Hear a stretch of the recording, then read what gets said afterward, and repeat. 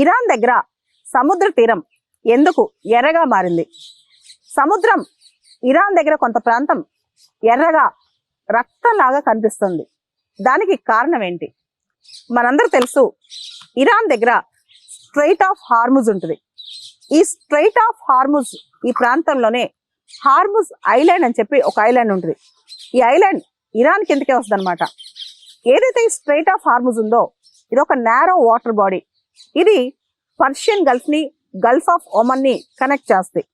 అయితే ఈ straight of Hormuz లో ఉన్న హార్ముజ్ దీవి, ఏదైతే హార్ముజ్ ఐలాండ్ ఉందో దాన్ని రెయిన్బో ఐలాండ్ అని కూడా అంటారు. అది రకరకాల కలర్స్ లో కనిపిస్తూ ఉంటుంది అనమాట. డిఫరెంట్ కలర్స్, రెడ్ కలర్ కావచ్చు, ఎల్లో కలర్ కావచ్చు, ఆరెంజ్ కావచ్చు, వైట్, బ్రౌన్, బ్లాక్, ఇలా రకరకాల రంగుల్లో కనిపిస్తుంది అనమాట. రెడ్ అసలు ఈ ప్రాంతంలో ఎర్ర రంగు బాగా డామినేట్ చేస్తూ ఉంటాయి. దానికి కారణం ఈ ప్రాంతంలో ఐరన్ ఆక్సైడ్ మినరల్స్ అనేవి ఎక్కువ ఉంటాం అనమాట. అక్కడ మట్టిలో కానీ అక్కడ రాక్స్ లో కానీ ఆ ప్రాంతం మొత్తం కూడా రెడ్ కలర్ కనిపిస్తూ ఉంటుంది. దానికి కారణం ఐరన్ ఆక్సైడ్ మినరల్స్ అనమాట.